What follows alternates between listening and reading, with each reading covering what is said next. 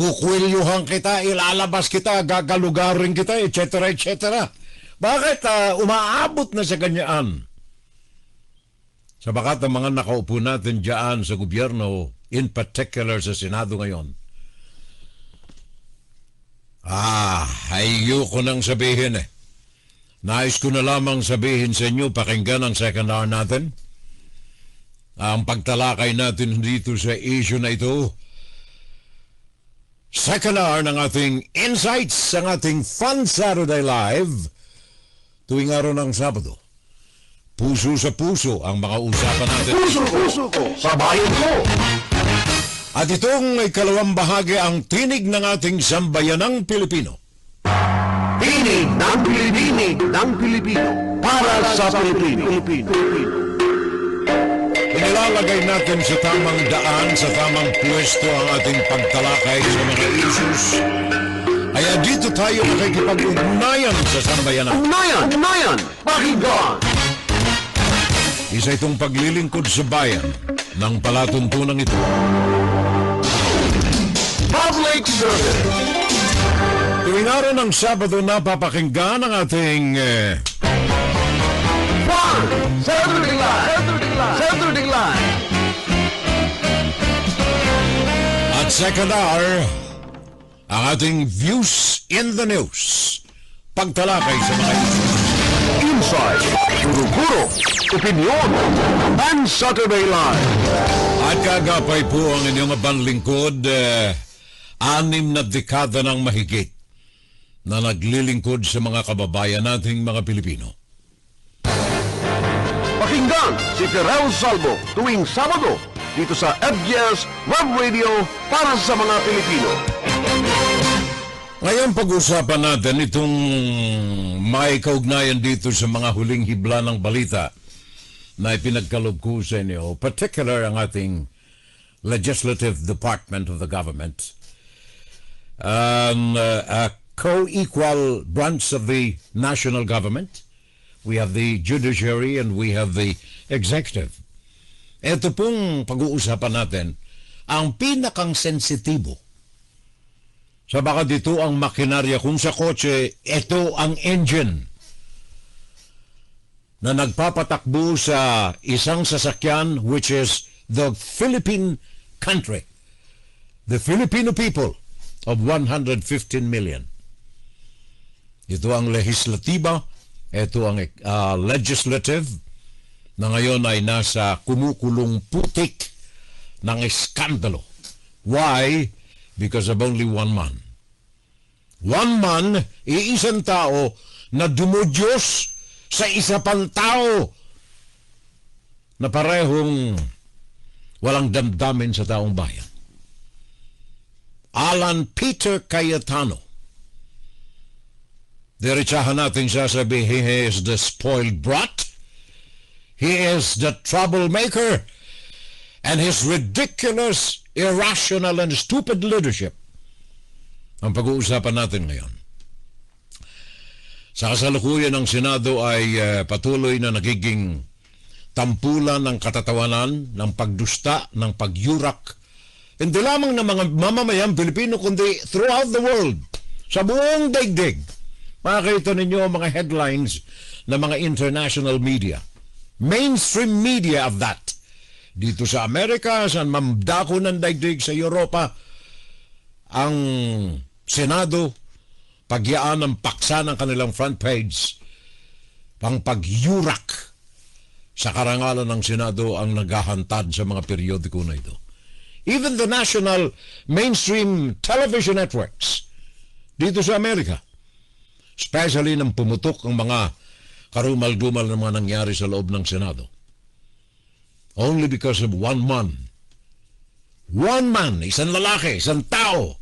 Ang pangalan niya Alan Peter Cayetano. Not for policy, not for ideology, not for national direction, but lack of professionalism in the management of the Philippine Senate. Wala yan eh. Walang polisiya. Isa lamang ang kanyang pinatutunguhan. Ang tumulay siya sa sinulid na pinauutos ni Sara Duterte na kanyang gampanan bilang in totally paghahanda sa darating na 2028. Yun lang, walang iba.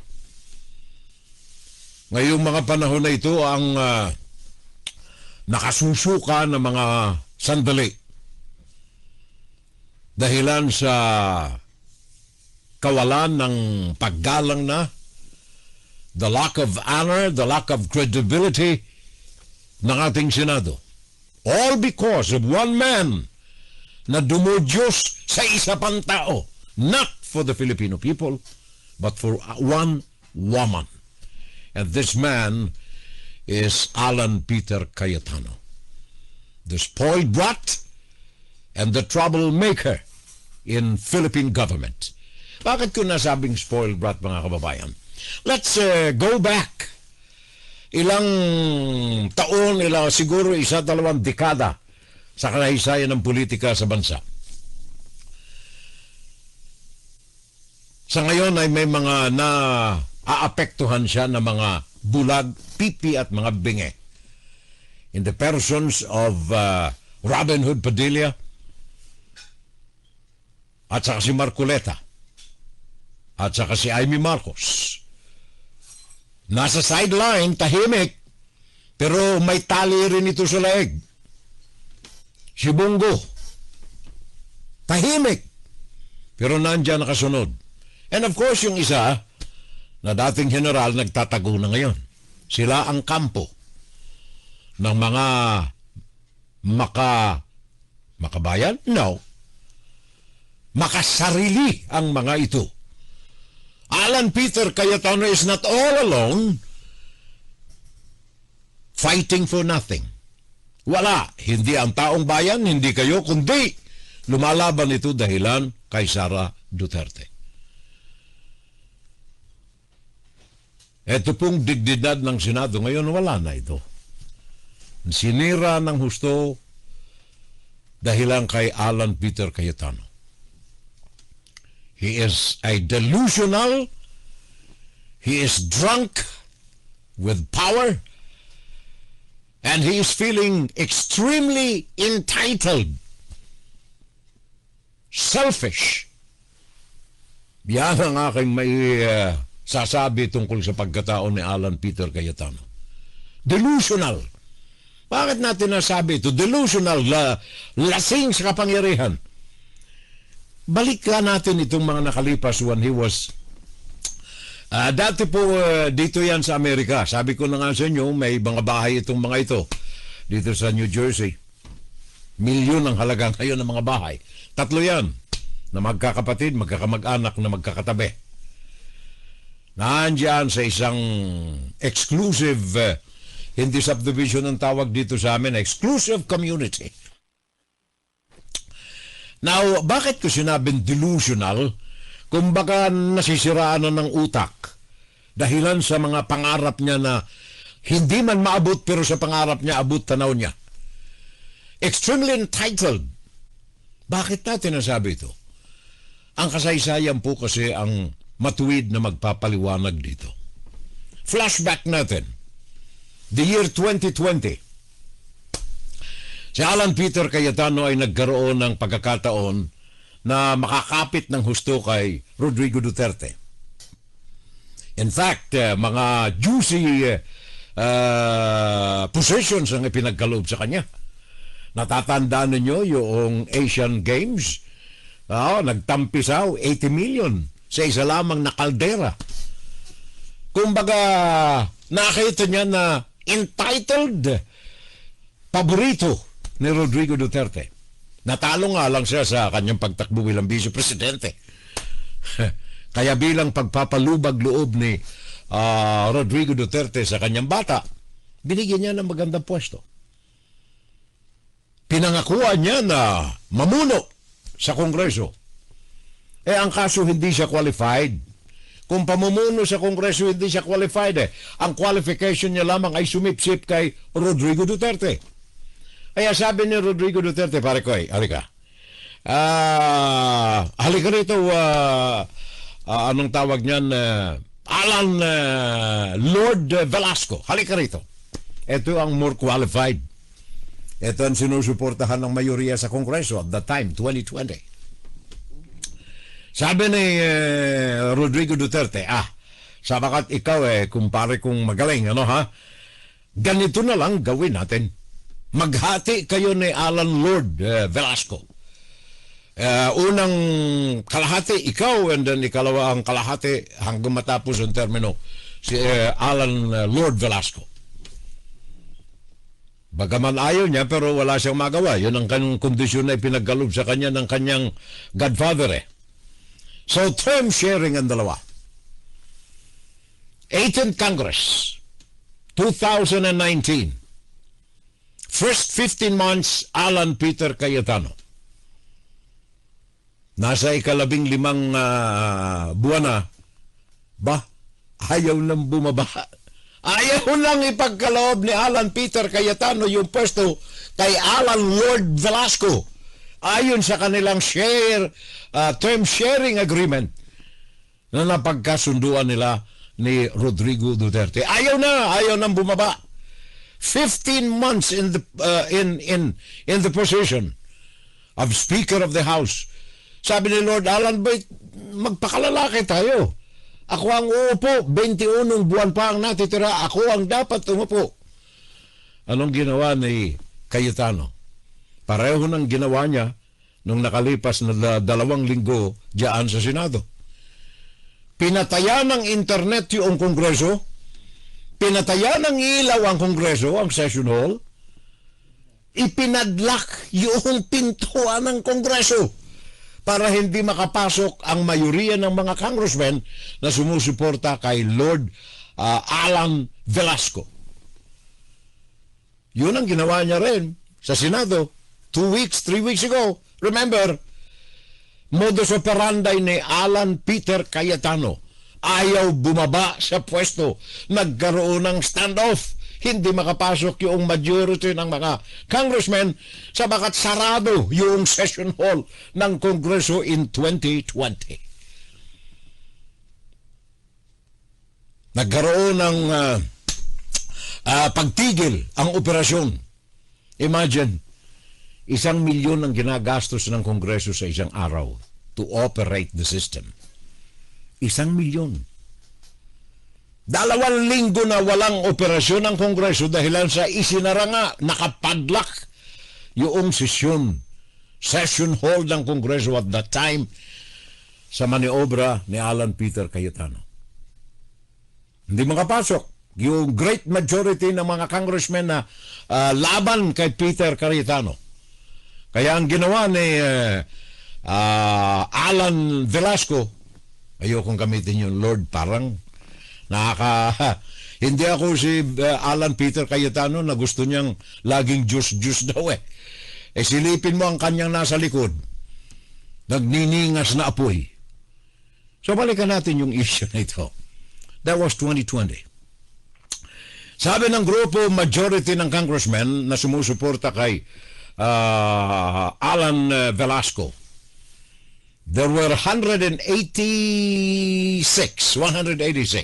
na mga congressmen. Majority, the great majority. Sabi nila, Mr. Velasco, Speaker, wag na tayo dito, hindi tayo makakapasok dyan at sayang ang perang binabayad ng mga mamamayang Pilipino sa kanilang taxes na hindi nag-uupera ang Kongreso. Kaya doon tayo sa Celebrity Sports Plaza, katabi lamang ito ng Kongreso, doon tayo magsagawa ng ating sesyon.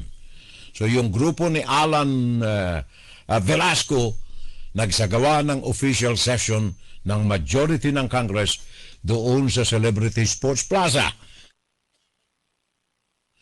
At idineklara Oktubre 12, 2020. Idineklara ng majority ng Congress si Alan Velasco bilang official na Speaker of the House. Yun ang parehong nangyari ngayon sa Senado. Naandyan si Gatchalian. Yun na ang kilala ng executive at ng Kongreso na official representation of the Senate. ayaw din bitawan nitong masyadong tuko sa pwesto, gahaman, gutom sa pwesto, Alan Peter Cayetano. Yun ang nangyari noong mga araw na yun sa Kongreso. Walang karason-rason, walang session. The only valid, hindi nga valid, the only reason, invalid reason, kung bakit isinara ang Kongreso, sapagkat gutom sa pwesto si Alan Peter Cayetano. Congress Hall was padlocked. Cayetano refused to step down. Nagkaroon ng standoff.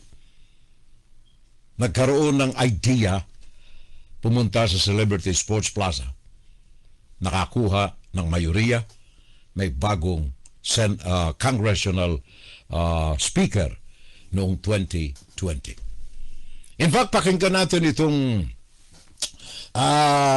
pag-alala natin. Meron tayong voice clip dito. Pakinggan natin just to have a reminiscence Lord of the Alan past. Velasco lords over the House of Representatives as its new speaker as he led his majority in a triumphant return to the Batasan Pambansa complex Tuesday morning.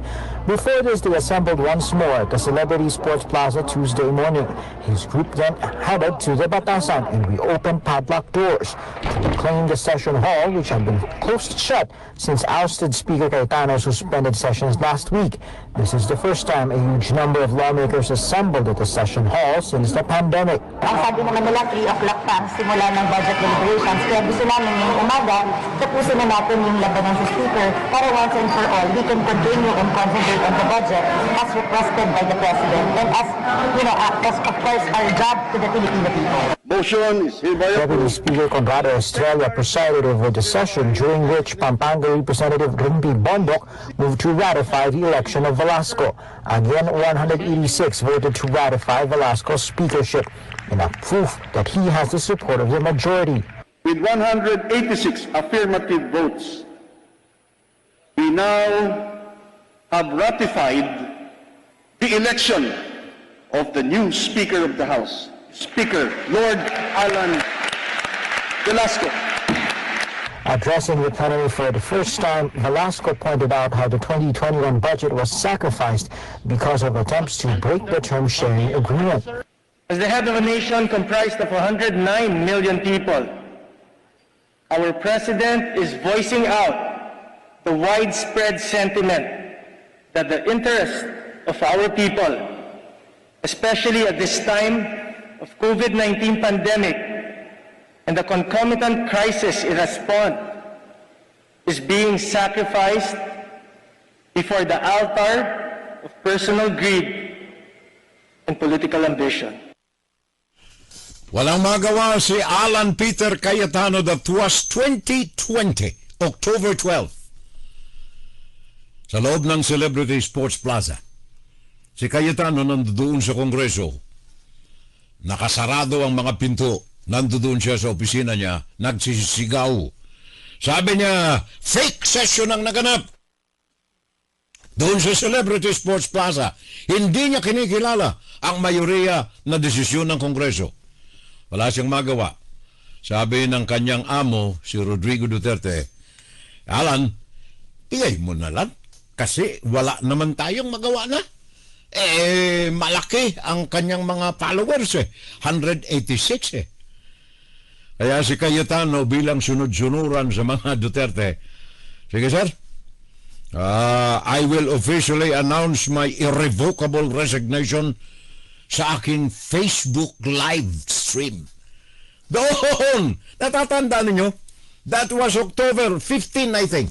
October 15, 2020. Sa Facebook. Live stream. Hindi sa Kongreso. Sa Facebook. Ano ang semblance ng ginagawa ni Alan Peter Cayetano today? Today. Facebook. Yan ang ginagamit niya ngayon uli. Duplication ng kanyang ginawa noong 2020. Ayaw pagbitaw sa pwesto bilang noon Speaker of the House, ngayon ay Senate President. The same modus operandi. Isinara ang Kongreso in 2020, isinara ang Senado nitong Mayo 11, 2026. The same operation. Inutusan niya yung Sergeant at Arms na magdrama. The same ang ginawa niya noong 2020. Yung mga drama ng pagpadlak sa Kongreso. Meron siyang blueprint ng kanyang pagiging suwail na opisyal ng gobyerno. That is Alan Peter Cayetano today.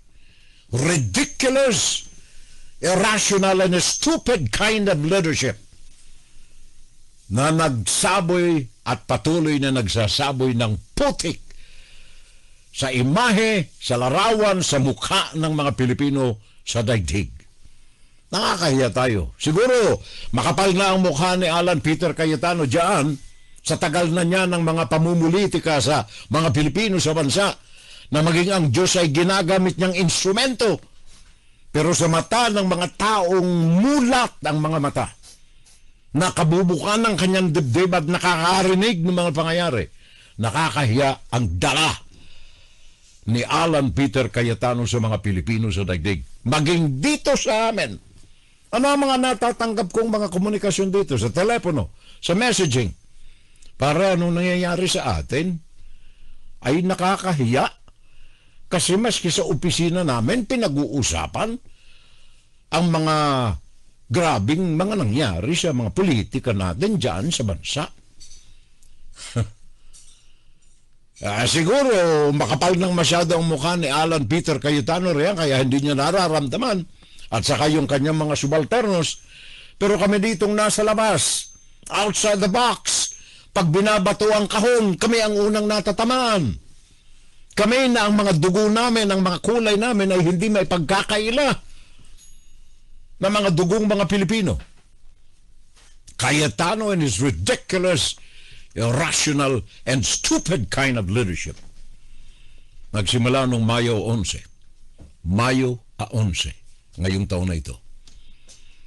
Sabi nga ng isang newspaper item, the horror unfolding in that once august institution in the Philippine government, the Senate of the Republic of the Philippines.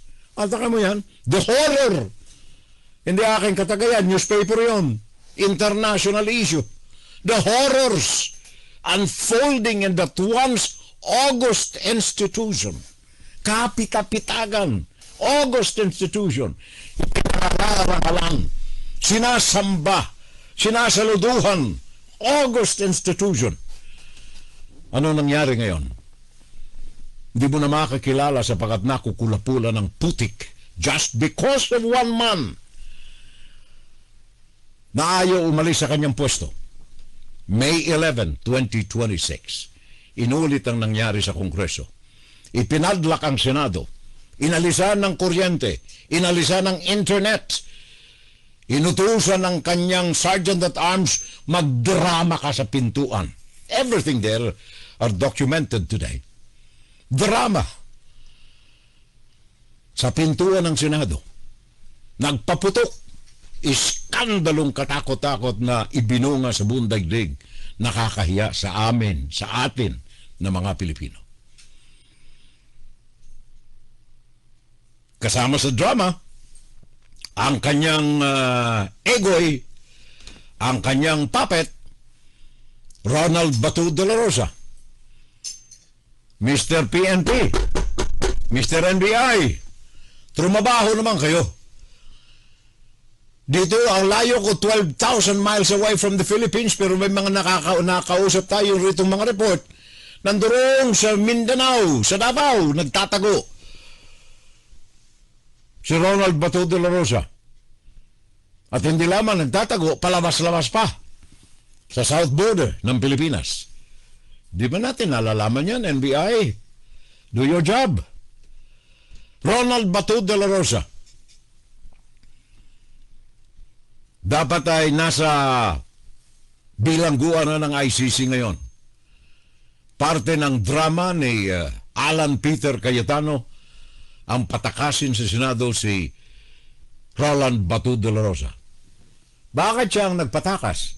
Sapagat siya ang kumuha. All the while, kahit na pinabubulaanan, all the while, araw-araw may contact si Alan Peter Cayetano kay Bato de la Rosa para bigyan ng briefing at magkaroon ng komunikasyon ng dalawang parte dahilan sa nababanaagan na pagkadiskaril ni Sara Duterte sa impeachment. Kung hindi nila maaagaw ang poder, ang kapangyarihan ng Blue Ribbon Committee, mati na ang kanilang dinodiyos na si Sara Duterte. Kaya on that fateful day of May 11, pinakuha ni Alan Peter Cayetano si Bato de la Rosa sa kanyang tinatago ang bahay. Nakukulapulan ng mga kasinungalingan ng mga nababasa sa periodiko. Ito ang katotohanan. Kinuha ni Alan Peter Cayetano si Bato de la Rosa, dinala sa Senado para magkaroon ng majority ang grupo niya. One step upang labanan ang impeachment ni Sara at mapalakas ang kanilang paninindigan. At nangyari. Boto, 13. Ang problema, paano paalisin? So nagkaroon ng drama. Ito na yung putukan ng kanyang Sergeant at Arms, pagpatay ng internet, pagpatay ng kuryente, pagpadlock sa Senado, pagtakas ni Bato de la Rosa sa umagitan ng kanyang kaalyado rin, Robin Padilla. Lahat ng yan ay prescripted. Lahat po yan ay hindi insidente lamang na nangyari. Lahat yan ay nasa script master plan.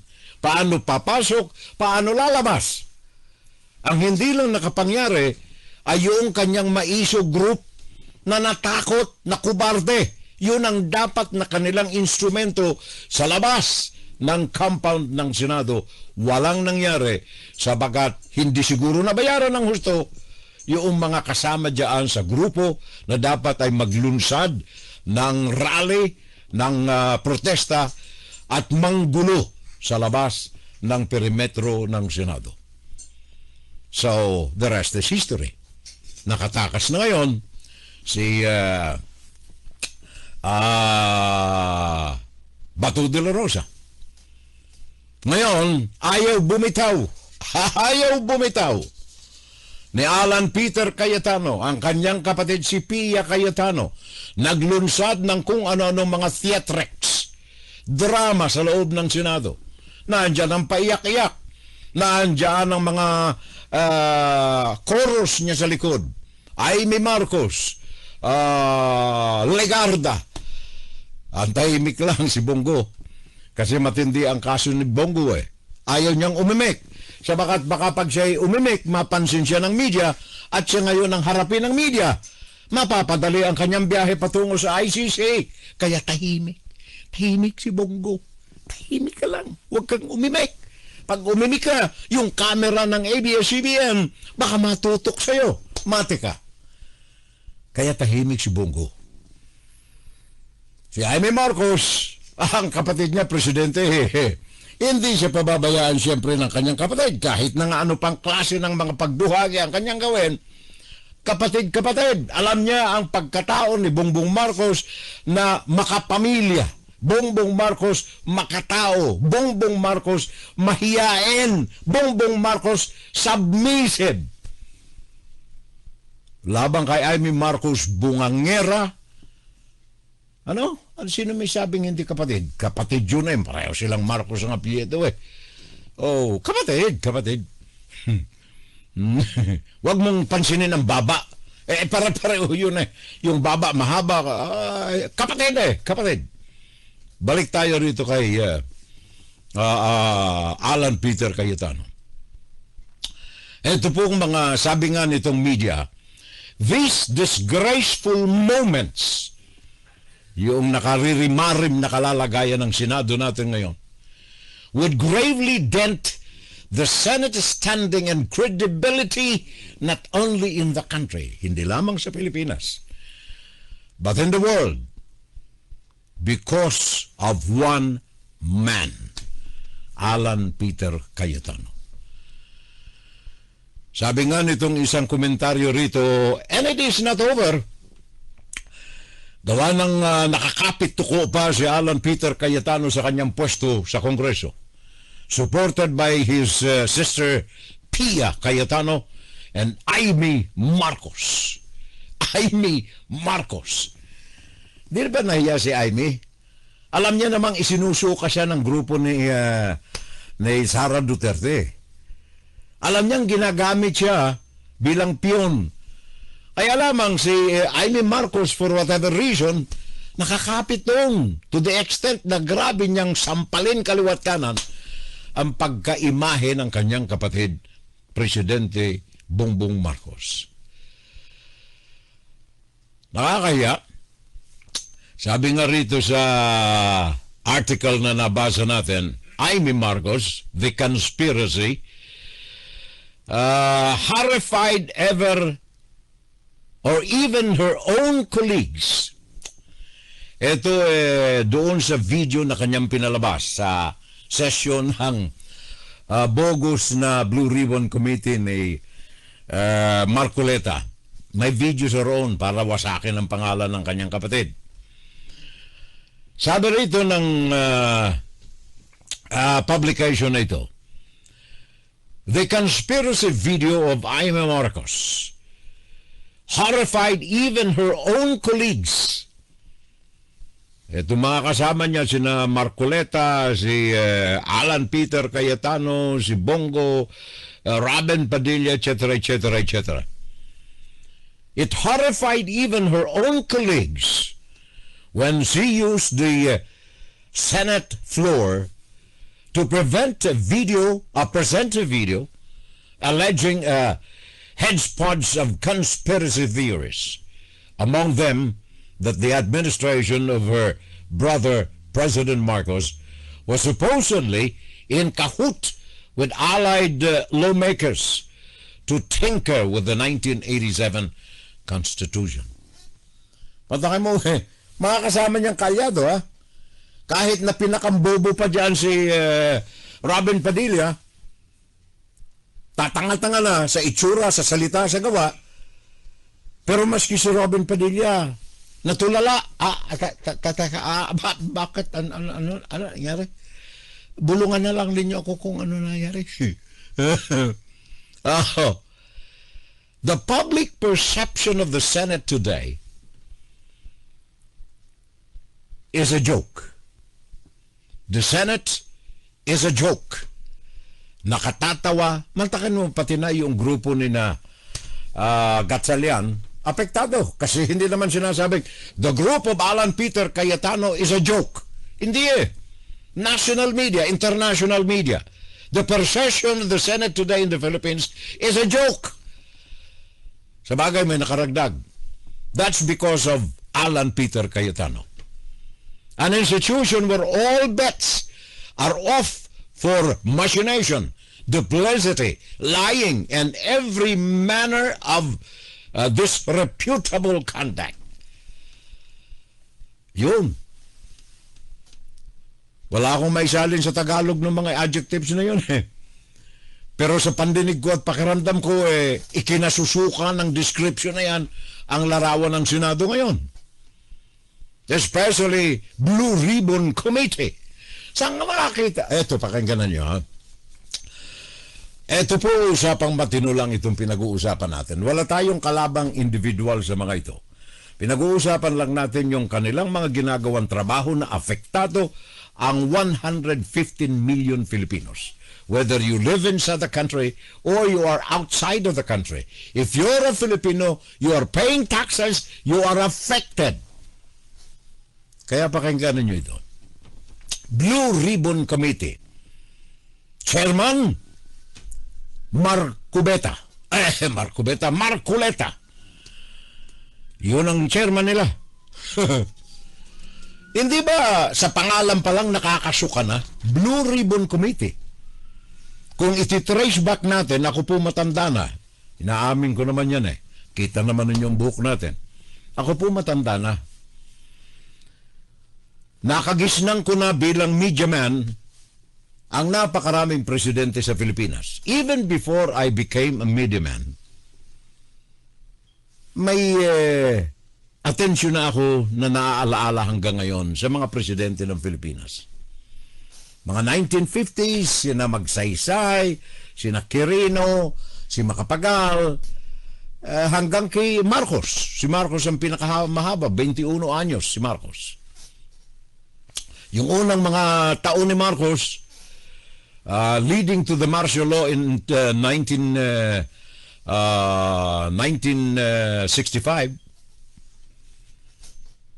1971 I should say, maganda ang takbo ng kanyang administrasyon. Nang nakulapulan siya ng mga cronies, mga kung sino-sino, at ang kanyang kalagayan ng kalusugan ay bumabagsak na, sinamantala na siya ng kanyang mga kaalyado. Pero before that period, maganda ang takbo ng Pilipinas. Ngayon, sa panahon na ito, yung huling mga sandali ng administrasyon ni Marcos na matanda, naging school, naging paaralan ng corruption. Cronyism, dynastism, etc., etc., na ngayon dala natin. Kaya yung Blue Ribbon Committee, pakinggan ninyo itong mga pangalan, ha? Kung hindi kayo masuka. Blue Ribbon Committee ni Rodante Marcoleta. Pakinggan ninyo itong komposisyon ng kanyang Blue Ribbon Committee. Tandaan ninyo, international news, 11 out of 13 senators under Alan Peter Cayetano are either charged or convicted of criminal offenses. 11 out of 13 na mga senador na ito who will be composing o composed the Blue Ribbon Committee. Mga may kaso, mga hinusgahan, convicted ang iba rito. Pakinggan ninyo. Sabi rito, hindi aking salita ito, ito newspaper, nearly every one of the members of the Blue Ribbon Committee is ironically compromised in some way or the other. Halos lahat ng mga nahirang sa Blue Ribbon Committee ay nakakatawa, nakakahalakhak na ang mga ito ay kompromisado. May problema.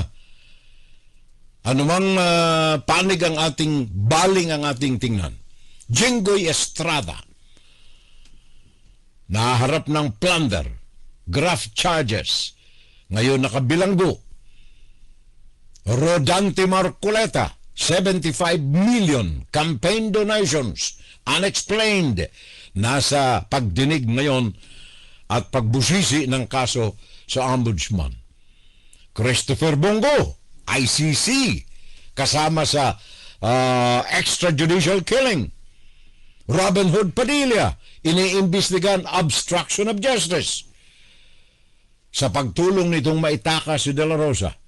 Mark Villar, Camille Villar, mga kaso sa pananalapi, Securities and Exchange Commission ng bansa. Ito at iba pa ang mga naandyan sa Blue Ribbon Committee. Conflict of interest.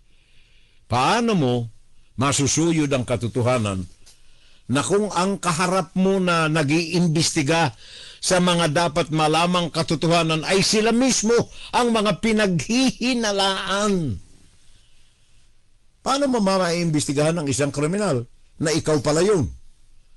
Ikaw ang na nag-iimbestiga.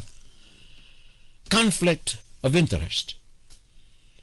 Kaya, naalala ninyo, meron na tayong mga facts, mga dokumentasyon na nakita. Kumpleto na. 40 pahina or so isinumiti ng Blue Ribbon Committee sa ilalim ni Panpelo Ping Lacson. Isinumiti para pirmahan ng mga senador na nagpapatunay na ito ang authentic na records na nakuha, nakalap ng Blue Ribbon Committee upang ibatay dito ang investigasyon ng ombudsman ng NBI para masangatan ng kaso ang mga pinangalanan na mga balasubas na mga empleyado, opisyal ng gobyerno, masangatan ng kaso sa Sandigang Bayan. Ilan lamang ang pumirma rito upang maumusad ang pag-usig sa mga tao na ito.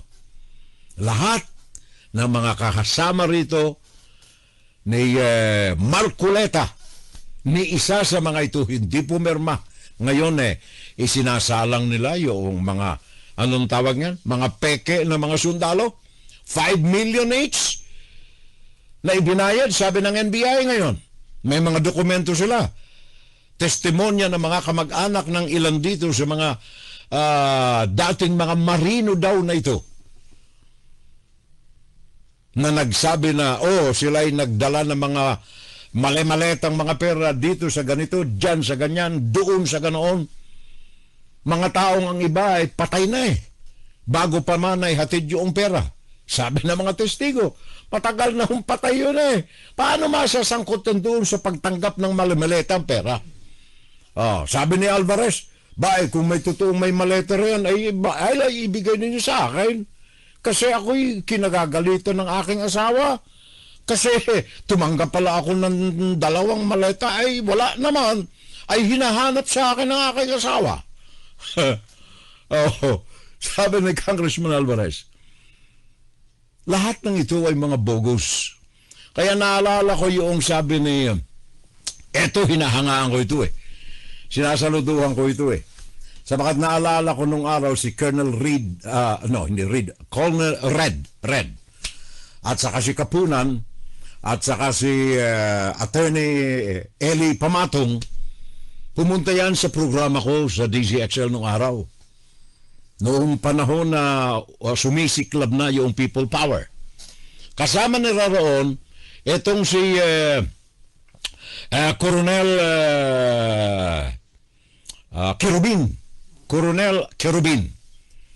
Ang pangalan nito, Ariel Kerubin. Pumunta sila sa aking programa nung araw sa DCXL bago naglunsad ang mga rebelding mga miyembro ng ating Armed Forces of the Philippines labang kay Marcos sa people power. Etong isa sa mga heroes dito na sasabihin ko sa inyo, Coronel Ariel Kerubin. Isa sa mga pinagpipitaganan ko ito, sinasaluduhan kong tunay na sundalo. Ano ang sabi niya ngayon? Retirado na po ito. Si Coronel Kerubin, Ariel Kerubin. Kasama ito ni Nakapunan, kasama ito ni na Red, kasama si Attorney Pamatong, Eli Pamatong. Noong kanilang ideklara ang kanilang manifesto ng pagtiwalag sa gobyerno ni Marcos. Ano ang sabi niya ngayon?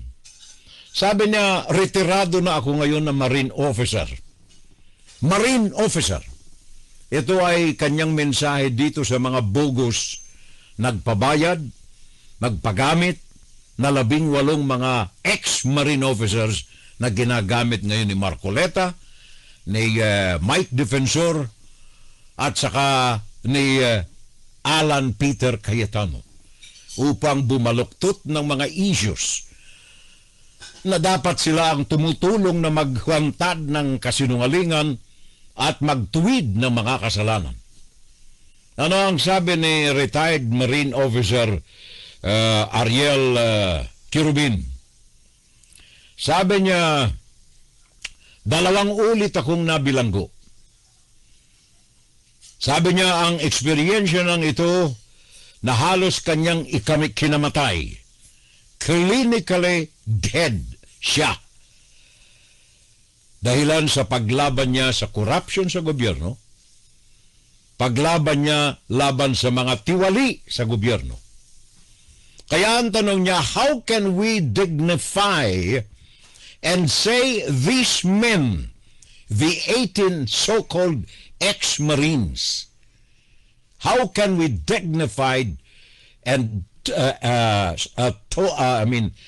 say they are honorable na kung saan alam nila, they know, na ang pera na kanilang sinasabi ay walang kaganapang nangyari. Ito ang mga tanong dito ni retiradong Ariel Quirubin sa mga retiradong Marine. Paano sila magkakaroon ng dignity, karangalan, kung sila ay nagpapagamit sa mga political maneuvers ng mga halang ang kaluluwa? Ito po ay matibay na mga halimbawa ng mga nagaganap sa ngayon. The Senate is supposed to be the symbol of constitutional order, the symbol of restraint. Sabi ito ng periodiko. Sabi ng mga komentarista natin dyan, mga kolumnista, ang Senado ay dapat na simbolo ng katinuhan ng pagsusog sa saligang batas, ng pagsusog sa mga alituntuning tinatadhana ng gobyerno. But it does not, hindi po sumusunod. Bakit? Why? Because of Alan Peter Cayetano. The Senate is increasingly being consumed by the politics of survival. Sabi yan itong mga kolumnista natin, ang Senado ay lumalakas na nakukonsumo, nawawarat, nalulusaw dahilan sa pagnanasa ng mga politiko na manatili sa kanilang pwesto. Not ideology, not policy, not even national direction, and most especially not for the Filipino people. Hindi ideolohiya, hindi pulisiya, hindi direksyon na kung saan dapat tahakin ang ating mamamayang Pilipino. Hindi ito para sa mga Pilipino. Para ito sa pananatili ng mga dinastiya, ng mga nangungulapol sa gobyerno, ngayon headed by Alan Peter Cayetano. Lack of professionalism. Yun ang sabi. Survival, it is not for the Filipino people. Survival being mentioned here is for these politicians to remain in office. Kaya nga nakatangungunyapit ng husto eh. Hindi kay Juan de la Cruz. In fact, winawaldas nila ang pera ni Juan de la Cruz. Manatili lamang sila sa pwesto. Sa paanong paraan? Patuloy na paghati ng pananaw ng tao sa peke na mga miyembro ng Senado at sa mga totoo na miyembro ng Blue Ribbon Committee. Mantaka mo, milyon ginagastos na mga ito araw-araw. Pera ito ni Juan de la Cruz. Pera ito ng inyong mga taxpayers. Walang pakundangan na ginagastos ito dahilan lamang sa makasarili. Greed, political power, dynastism na mga naandyan sa gobyerno. At ang gumagastos sa kanila, kasama na ang mga malilinis ang kaluluwa, tumatanaw ng pag-asa na magkaroon ng kabutihan ng ating bayang minamahal in the future. Sayang nga lang at meron tayo mga bulag, mga pipi at mga benge na patuloy na sumasalungat sa progreso na kailangan ng bayang Pilipino. Ang katotohanan ay nasa pusali ngayon because of many factors including fake news. Sino ang ayaw ng 50,000? Maglantad ka lamang ng isang reel o kaya ng isang short sa Facebook o kaya sa YouTube, 50,000 a month. Wala kang gagawin, kopyahin mo lamang ang pagkakaloob sa inyo na script na galing sa National Headquarters. No less than the office of Xi Jinping ang nagtutustos ng pera diyan sa mga vloggers at mga reel makers na ito at mga shorts makers na ito diyan sa Pilipinas. I've mentioned last week, 9 out of 10 na mga shorts, na mga reels, ay mga propaganda materials ng pro-Duterte camp. Masaklap, di ba? Credibility sa bansa natin is too weak. Napakahina na. Sino ang paniniwalaan natin? All because yung mga dapat na pinagpipita, gana nating mga senador, dapat na naghahantad ng katotohanan, ngayon ay nahahati sa mga sinungaling at mga totoo. Alan Peter Cayetano. Ridiculous, illogical, meaningless leadership. Hindi akin yan. Hindi akin yan. Binasa ko lamang yan sapagat ako'y naniniwala na matindi ang katotohanan sa mga katagana ito. Nakatatawa. It's ridiculous. Illogical. Wala sa tama. Mali. Kasinungalingan. Meaningless. Walang kahulugan. Void of reason. Blanco. Para kang nakatinga nga sa wala kang tinitingnan. Meaningless. Yaan ang liderato na ipinakikita ni Alan Peter Cayetano sa mata ng mga tao na marunong tumingin ng tama at saka ng mali. Mga tao, ulitin natin, na marunong tumingin ng tama sa mali. Hindi mga pepe, hindi mga bulag, hindi mga bingi, hindi mga tagasunod lamang, hindi nababayaran ng 50,000, hindi na babubusal-salan sa dibdib, walang payola. Yun ang dapat nating tingnan maigi. Sino ang nagsasabi ng totoo? Sino ang nagsasabi ng kasinungalingan? Sabi rito ng isang artikulo na nabasa natin, if leadership feels meaningless, kung ang isang liderato ay nakadarama na para bagang baliwala siya, wala siyang kwenta, it's likely due to one of these common dysfunctions. Sabi ng isang henyo na nagbamasid sa takbo ng politika sa bansa, kung ang liderato natin sa bansa kagaya ng pinakikita ni Alan Peter Cayetano ay walang kwenta, meaningless, walang kahulugan, walang kabuluhan. Maaring ito'y dahilan sa una, maaring may he is assuming o kaya ang paniwala niya sa sarili ay meron siyang responsibilidad. Sa katotohanan, wala na siyang responsibilidad sapagat kalmado na, kinilala na ng ehekutibo, kinilala na ng Kongreso ang liderato ni Gatchalian. Wala na siyang kapangyarihan. The responsibility is gone. So ang kanyang leadership is meaningless. Magbububusa man siya dyan sa Senado, wala nang maniniwala. Wala kang secretariat, walang recorder. Para kang nakikipag-usap sa hangin, wala na. Tanggapin na natin, Mr. Cayetano. Accept it. Wala na tayo. Para tayo nasa harap ng dingding, walang nakikinig. The action is a fallacy. Ang aksyon ay drama. Walang katotohanan. Yung mga pagsisigaw natin dyan is nothing. Walang nakakarinig. Yung ating mga kinikilos, proactive, walang benepisyo. Kaya tayo ay leader na walang kwenta. Wala tayong mga kaalyado kundi yung ating mga nababayaran lamang. Lack of alignment. Political clout, wala na.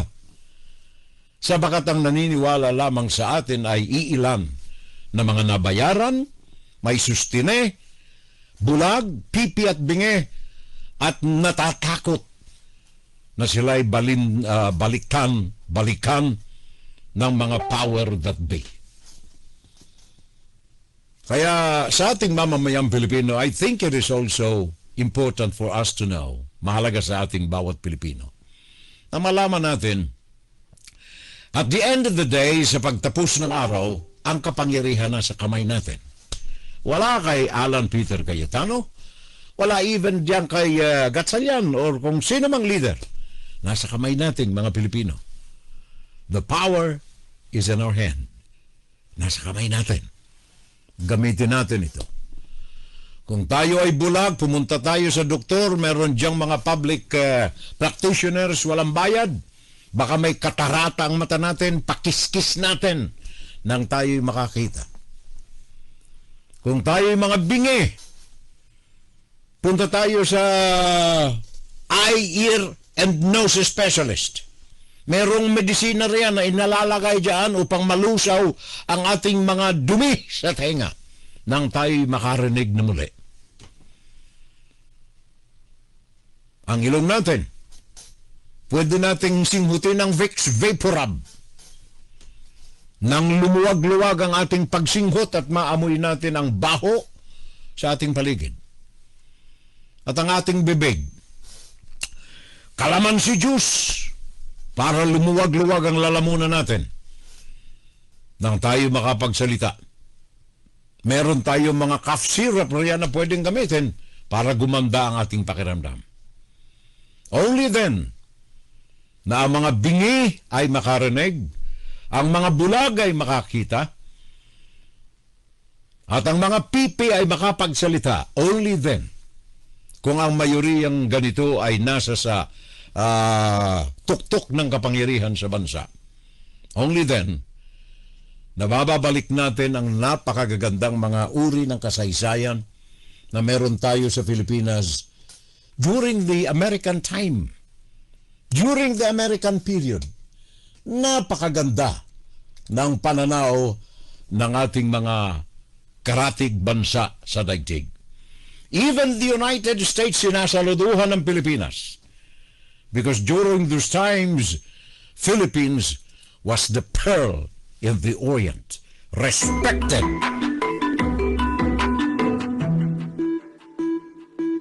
Did you know that once the Philippines was almost as wealthy as Japan? Yes, back in the 1950s and 1960s, we were the second richest country in Asia. After World War II, the Philippines rose quickly. Agriculture was strong. Rice, sugar, abaca, and coconut were exported worldwide. We had factories producing cars, steel, milk, textiles, appliances, even ships. The peso back then almost equal to the US dollar. Foreigners came here to study, to work, and to invest. While Japan was still rebuilding from the war, the Philippines was known as the Pearl of the Orient, a model of progress in Asia. But what went wrong? First, corruption and poor governance. Many projects ended up wasted. Second, pressure from foreign powers. IMF, World Bank, and the U.S. forced us to open our markets. As a result, many local factories closed down. Add to that the growing foreign debt, and the country became too dependent on imports and agriculture. Meanwhile, Japan focused on technology and industrialization, while the Philippines was left behind.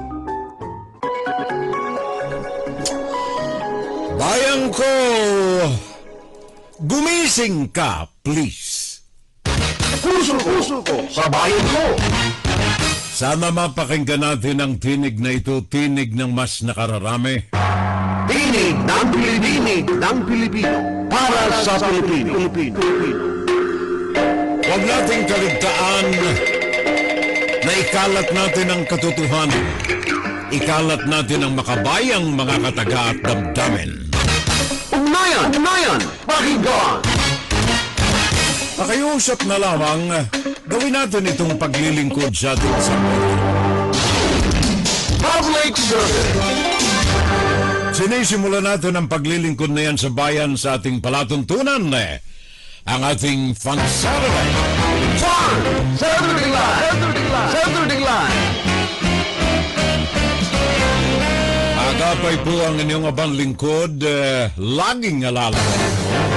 Pakinggan si Terrell Salvo tuwing Sabado dito sa FGS Web Radio para sa mga Pilipino. At yan ang ating second hour ng ating Fun Saturday, Views in the News, ang ating insights for you. Inside, Guro-Guro, Opinion, Fun Saturday Live.